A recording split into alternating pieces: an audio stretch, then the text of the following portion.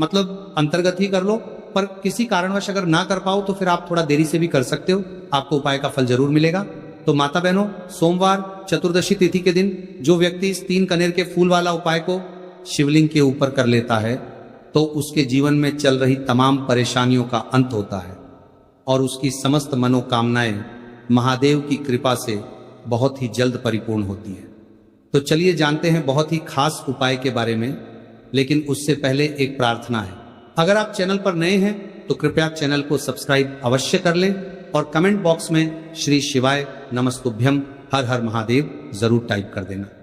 तो देखिए, ये सोमवार चतुर्दशी हमारे लिए बहुत ही खास है, तो इस दिन कुछ बहुत ही खास उपाय आपको जरूर करना चाहिए।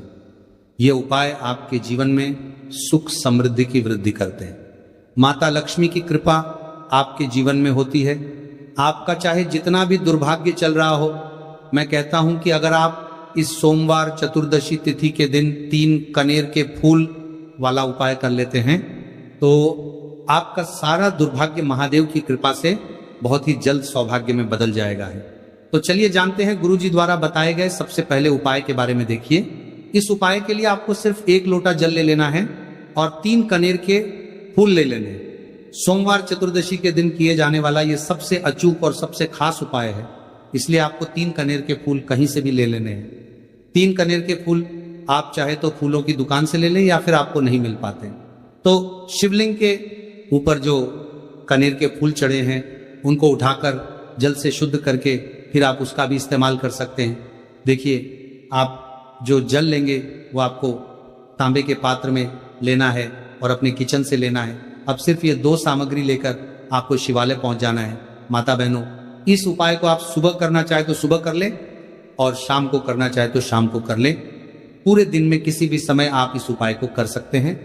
अब देखिए, शिवालय पहुंचने के बाद सबसे पहले आपको एक काम करना है कि आप दक्षिण दिशा में बैठ जाइए और उत्तर दिशा की तरफ अपना फेस कर लीजिए।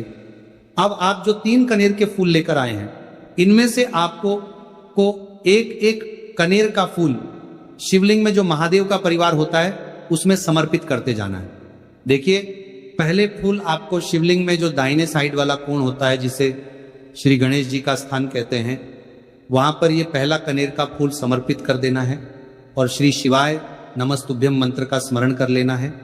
और फिर दूसरा कनेर का फूल आपको श्री कार्तिक की जी वाले स्थान में समर्पित कर देना है और श्री शिवाय नमस्तुभ्यम मंत्र का स्मरण कर लेना है। फिर तीसरा कनेर का फूल आपको माता अशोक सुंदरी वाले स्थान में समर्पित कर देना है और श्री शिवाय नमस्तुभ्यम मंत्र का स्मरण करना है। देखिए, जलधारी के बीच वाला जो स्थान होता है वह माता अशोक सुंदर का स्थान कहलाती है और यहीं पर आपको तीसरा कनेर का फूल समर्पित कर देना है। इसके बाद इस शिवलिंग से 2 फूल आपको और लेना है, क्योंकि हमारे पास मात्र 3 ही फूल थे ना, तो ले लिया।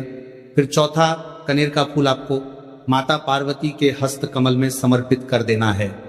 देखिए, शिवपिंडी जिस स्थान पर रखी रहती, यानी शिवलिंग जिस स्थान पर जुड़ा रहता है, उस पूरे गोल गोल वाले स्थान को माता पार्वती का हस्त कमल कहते हैं।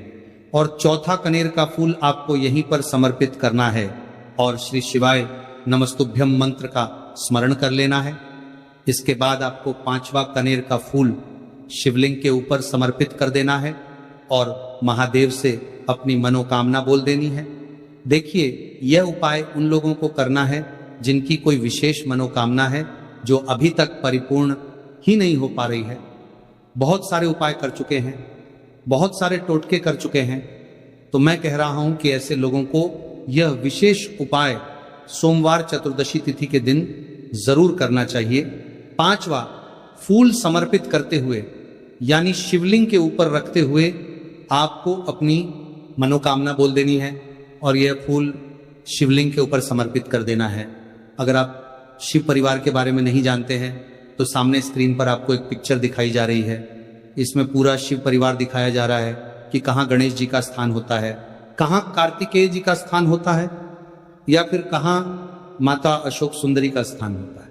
सारे स्थान आपको दिखाई जा रहे हैं। इनमें से जो भी स्थान में अभी आपको फूल समर्पित करते हुए दिखाया गया है उसी स्थान पर आप फूल समर्पित कर दीजिएगा। अब इसके बाद आप जो एक लोटा जल लेकर आए उसको पहले श्री गणेश जी वाले स्थान में थोड़ा सा समर्पित कर दीजिए और श्री शिवाय नमस्तुभ्यम मंत्र का स्मरण कर लीजिए।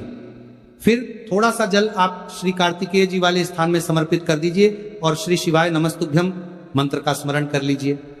फिर थोड़ा सा जल आप माता अशोक सुंदरी वाले स्थान में समर्पित कर दीजिए और श्री शिवाय नमस्तुभ्यम मंत्र का स्मरण कर लीजिए। फिर थोड़ा सा जल आप माता पार्वती के हस्त कमल में समर्पित कर दीजिए और श्री शिवाय नमस्तुभ्यम मंत्र का स्मरण कर लीजिए। इसके बाद बचा हुआ पूरा जल आप शिवलिंग के ऊपर लगातार समर्पित करते जाइए तथा शिव महापुराण के मूल मंत्र श्री शिवाय नमस्तुभ्यम का कम से कम 21 बार स्मरण कर लीजिए। शिवलिंग के ऊपर जल समर्पित करते हुए आपको कम से कम 21 बार श्री शिवाय नमस्तुभ्यम मंत्र का स्मरण करना है। जो भी व्यक्ति इस सोमवार चतुर्दशी तिथि के दिन इस उपाय को कर लेता है तो उसकी मनोकामना महादेव की कृपा से बहुत ही जल्द परिपूर्ण हो जाती है। तो इस विशेष उपाय को आप जरूर करिएगा। अब जानते हैं दूसरे खास उपाय के बारे में। यह उपाय भी आपके लिए बहुत ही खास होने वाला है तथा आपकी सारी समस्याओं को समाप्त करने वाला है। देखिए, इस उपाय के लिए आपको सबसे पहले एक लोटा जल ले लेना है। तांबे के पात्र में आपको अपने किचन से जल ले लेना है। इसी के साथ आपको ले लेना है 11 चावल का दाना। चावल का दाना कहीं से टूटा हुआ नहीं होना चाहिए, खंडित नहीं होना चाहिए। फिर इसी के साथ आपको ले लेना है एक सफेद रंग का फूल। यह सफेद रंग का फूल महादेव को अत्यधिक प्रिय होता है और यही आपके सारे कार्यों को सफल करेगा, आपके सारे मनोरथ को पूरा करेगा। इसीलिए आपको एक सफेद रंग का फूल ले लेना है और सबसे आखिर में आपको ले लेना है 3 बेलपत्र। अब ये सारी सामग्री लेकर आपको पहुंच जाना है शिवालय। देखिए, इस उपाय को भी अगर आप शाम को करें तो आपके लिए बहुत ही विशेष होगा, क्योंकि शाम को प्रदोष काल के समय साक्षात महादेव शिवलिंग में वास करते हैं। तो अगर आप शाम को प्रदोष काल के समय में करेंगे तो आपके लिए सर्वोत्तम होगा। लेकिन बहुत से ऐसे शिवालय होते हैं जिनमें शाम के समय में जल समर्पित नहीं करने दिया जाता है। तो ऐसी स्थिति में फिर आप पूरे दिन में किसी भी समय कर सकते हैं। अब देखिए, शिवालय पहुंचने के बाद आपको ये सामग्री एक एक करके शिवलिंग के ऊपर समर्पित करते जाना है। सबसे पहले आप 21 चावल का दाना शिवलिंग के ऊपर समर्पित करिए। श्री शिवाय नमस्तुभ्यम मंत्र का स्मरण करिए। फिर आप जो एक सफेद रंग का फूल लेकर आए हैं उसको शिवलिंग के ऊपर समर्पित करिए और श्री शिवाय नमस्तुभ्यम मंत्र का स्मरण करिए। फिर इसके बाद आप जो 3 बेलपत्र लेकर आए हैं उसको भी शिवलिंग के ऊपर समर्पित कर दीजिए और श्री शिवाय नमस्तुभ्यम मंत्र का स्मरण करते हुए आपके जीवन का जो भी कार्य बन नहीं रहा है, आप अपना कोई कार्य सफल करना चाहते हैं, मान लीजिए आप नौकरी के लिए बहुत सालों से प्रयास कर रहे हैं लेकिन आपकी नौकरी नहीं लग पा रही है, या फिर आप अपने व्यापार को बढ़ाने के लिए बहुत प्रयास करते हैं, बहुत मेहनत करते हैं, लेकिन आपके व्यापार में लगातार घाटा हो रहा है, या फिर आप अपना मकान लेना चाहते हैं, जमीन लेना चाहते हैं, या फिर अपना कोई भी कार्य आप सफल करना चाहते हैं और उस कार्य में आपको सफलता नहीं मिल पा रही है, तो गुरुजी ने कहा कि आपको उस कार्य की सफलता के लिए महादेव से प्रार्थना कर लेनी है। और फिर उसके बाद सबसे आखिर में आप जो ये एक लोटा जल लेकर आए हैं इसको धीरे धीरे शिवलिंग के ऊपर समर्पित करते जाइए तथा लगातार शिव महापुराण के मूल मंत्र श्री शिवाय नमस्तुभ्यम का स्मरण करते जाइए। यह उपाय आपके जीवन में सोई हुई किस्मत को चमका देता है, आपके सारे दुर्भाग्य को समाप्त कर देता है। तो चलिए अब जानते हैं तीसरे खास उपाय के बारे में।